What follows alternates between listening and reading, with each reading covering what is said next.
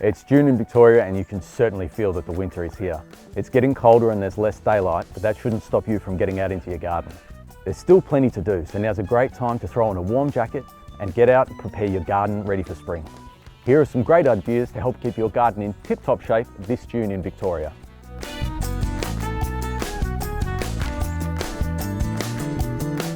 It might be cold and dark outside, but now is the perfect time to plant your roses, a proven garden staple and one of the most rewarding and beautiful flowers you can plant.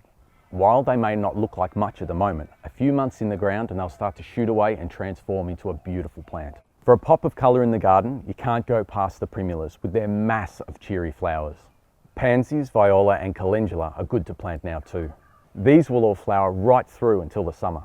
Now's the time to be planting some edibles like cabbage, broccoli and cauliflower. And my kids love strawberries, so I'll be getting them in the ground for the first season planting then too. If you want advice about what to get, pop into the store and we'll give you help with all the things you need. Don't forget our perfect plant promise. All our plants, except seedlings, are guaranteed for 12 months. If you're not 100% happy, you can return them with your receipt and we'll give you a refund.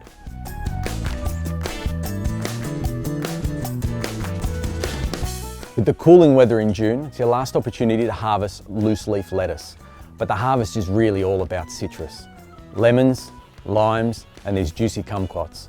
I've got these guys earmarked for a beautiful marmalade.